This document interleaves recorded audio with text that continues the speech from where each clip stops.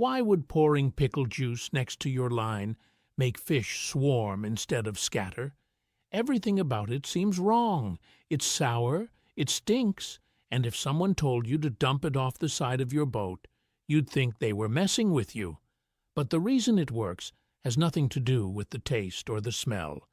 It has to do with what happens to the water itself when acetic acid hits it.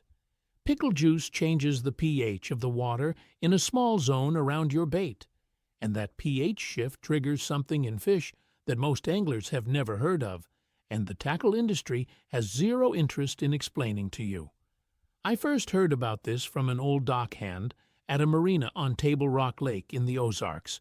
Guy had worked that marina for close to 25 years. He kept a mason jar of dill pickle brine in his truck and poured a little into the water off the dock every evening before he fished. I watched him do it for 3 nights before I finally asked why. His answer was short. The acid wakes them up. He didn't know the science behind it, but he'd been doing it long enough to know it worked, and he wasn't interested in debating it. That conversation sent me on about 18 months of reading, testing, and pestering every fisheries biologist who'd answer an email. We're going to get into exactly what's happening chemically when pickle juice hits the water, how to use it 2 different ways for bank fishing and for boat fishing, and when to leave the jar at home because it'll actually hurt you, and stay until the end because there's an overnight soaking method that turns a cheap bag of soft plastics into something that outperforms baits, costing 5 times as much.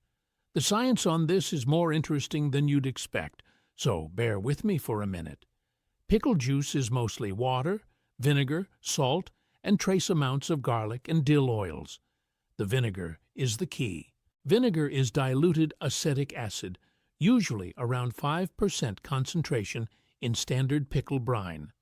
When you introduce acetic acid into a body of water, it creates a temporary, localized drop in pH. Not much, maybe a fraction of a point in a small radius around where you pour it. But that tiny shift matters enormously to fish.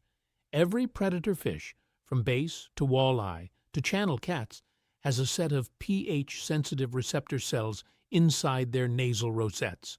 Those are the small openings on either side of the snout, right in front of the eyes.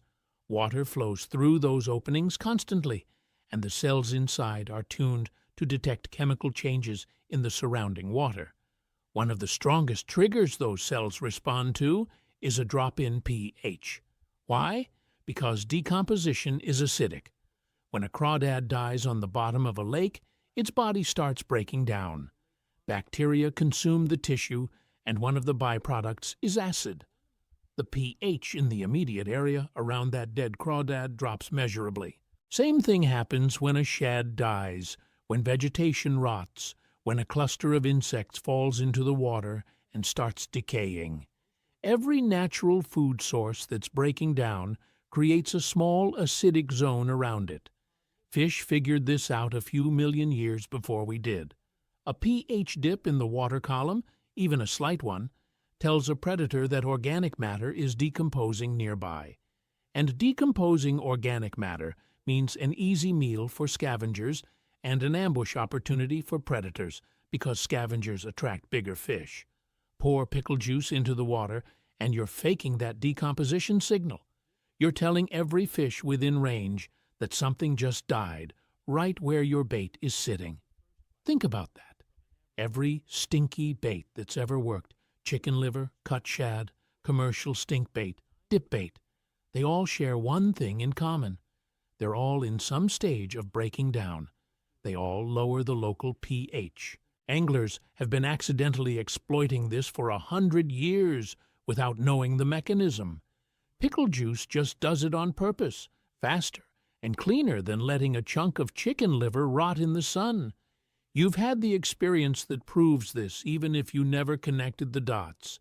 You're fishing a spot that's been dead all morning. No hits, no movement, nothing. Then you switch to a bait that's been sitting in your cooler a little too long, something soft and past its prime, and within 20 minutes, you're getting bites. You figured the bait was just fishier.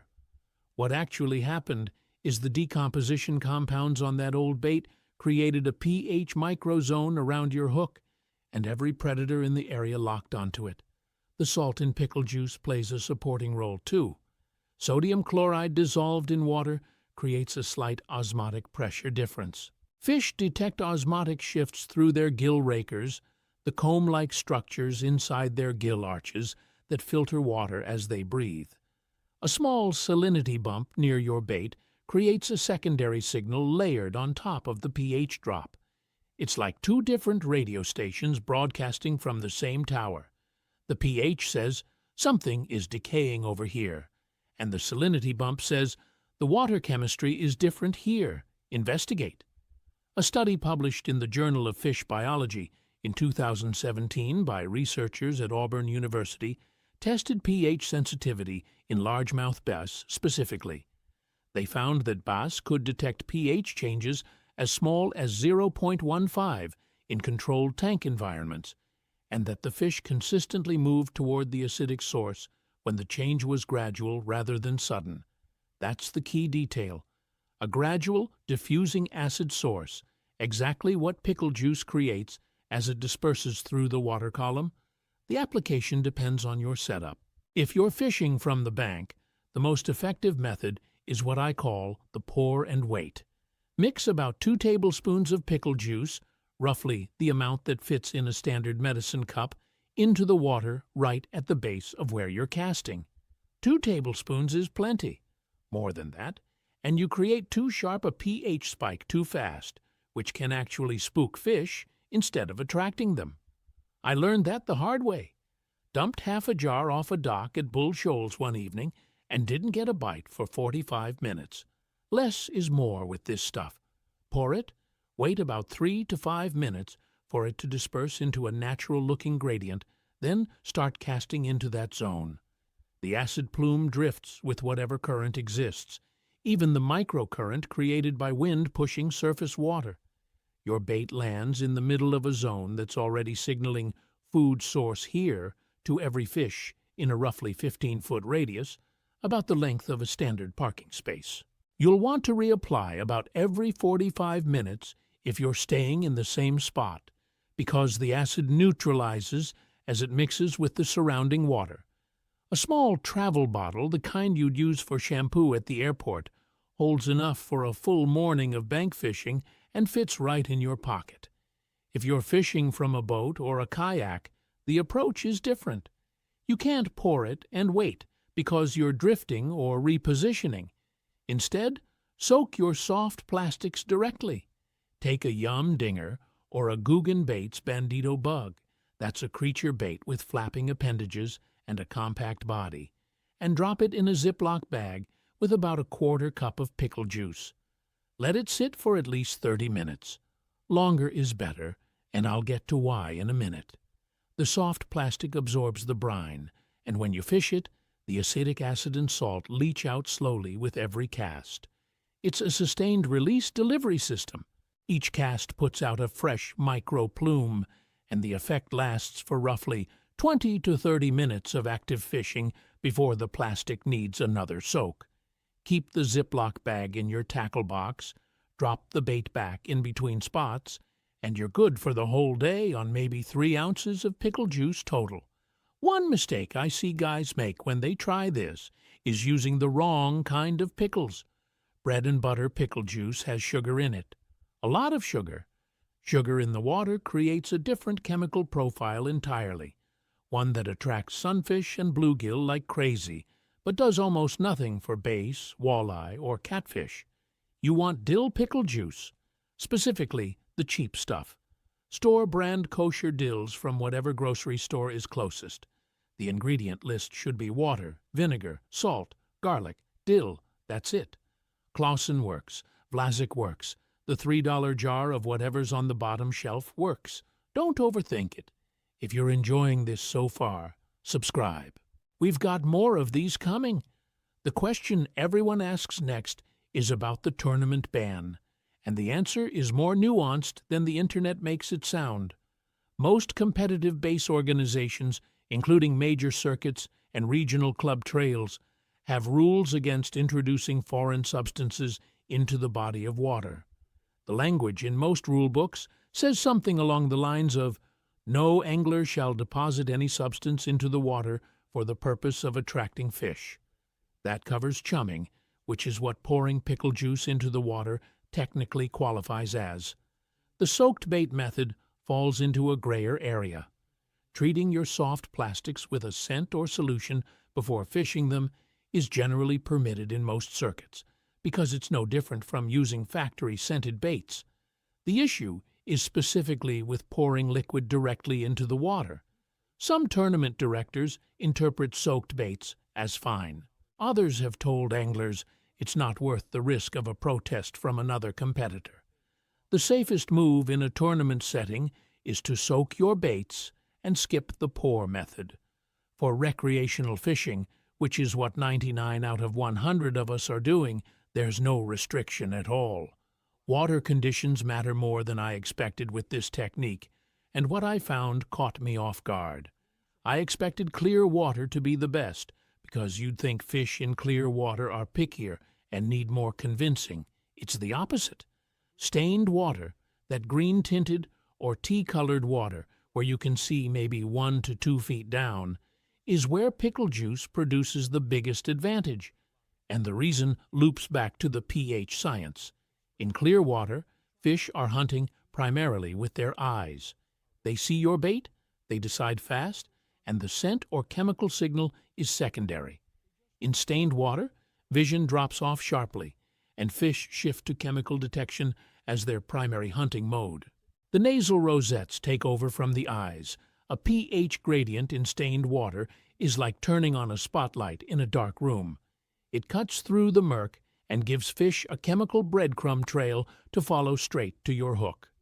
The numbers I've tracked support this. Over about 14 outings split evenly between clear and stained water on Lake of the Ozarks, pickle juice treatment improved my catch rate by roughly 12% in clear water. In stained water, that number jumped to 38%. Same baits, same spots, same techniques. The only variable was water clarity. I fished the clear water arms of the lake one week and the stained creek channels the next, alternating treated and untreated plastics each session. It wasn't a lab experiment, but 14 trips is enough data to trust the pattern. Walleye surprised me the most. Most walleye guys are trolling crankbaits or pulling spinner harnesses, and they rarely think about scent. But walleye are primarily low-light feeders. Dawn, dusk, overcast days, deep water. Their eyes are built for dim conditions, which means their chemical detection system is always partially engaged even when they can see. A buddy of mine who fishes the western basin of Lake Erie for walleye started soaking his Guggen baits drag-and-drop minnow plastics in pickle juice before slow trolling them along reef edges. Over 2 weekends in September, his boat consistently outfished the boats around him by a noticeable margin. He wasn't doing anything different with speed or depth. The only variable was the soak. Walleye were tracking the acid plume in the current behind his trolling path and committing harder to the treated plastics. Where you should leave the pickle juice at home entirely is anywhere with heavy aquatic vegetation or an active algae bloom. The acetic acid binds to plant matter and algae cells instead of dispersing into open water. Your pH signal gets absorbed by the weeds before it ever reaches a fish. You end up wasting product and creating a scent zone that's locked inside a salad of vegetation instead of drifting through open water where fish are actually cruising. In those conditions, switch to a moving bait that creates its own vibration and displacement. A Guggen bait's juicy jig bumped through gaps in the weed mat, or a bladed jig that's a compact lure with a metal blade on the front that wobbles and vibrates when retrieved, burned along the outside edge of the grass line. Let the bait do the work when the water won't carry your chemical signal. One more thing on conditions. Wind is your friend with this technique. A light breeze, maybe 5 to 10 miles per hour, pushes your pH plume further and in a more natural pattern. Dead calm water lets the acid settle and concentrate in one spot, which can actually create too sharp a boundary. Fish approach it, sense the sudden pH wall, and veer off. Wind smooths that edge into a gradient, exactly like natural decomposition would create. Tackle shop owners have started noticing something interesting. A bait shop on the Kentucky side of Lake Cumberland, a reservoir that sits in the foothills and holds both largemouth and smallmouth, started keeping a jar of pickle juice behind the counter 2 years ago. Not for sale, for testing. He'd offer customers the option to soak their new soft plastics in the jar for free while they shopped. Then he'd ask them to report back on their results. After about 8 months, and somewhere around 200 informal reports, the treated bait customers were averaging 2.1 more fish per trip compared to their own previous baselines. Not a scientific study, not controlled, but 200 data points from 200 different anglers on the same lake is hard to dismiss. This is the part I almost didn't put on camera. It's the reason I keep a bag of soaked plastics in my fridge at all times. And it's the thing that turned pickle juice from an interesting trick into a permanent part of my tackle routine. A few guys who compete at the club level know about it. None of them talk about it voluntarily. If you soak your soft plastics overnight, a full 12 hours minimum, something different happens compared to the 30-minute quick soak. The acetic acid doesn't just coat the surface. It penetrates the entire body of the plastic. Soft plastics are made of PVC plastisol, which has a microporous structure at the molecular level. Over 12 hours, the pickle brine works into those pores the same way marinating a steak works the flavor into the meat.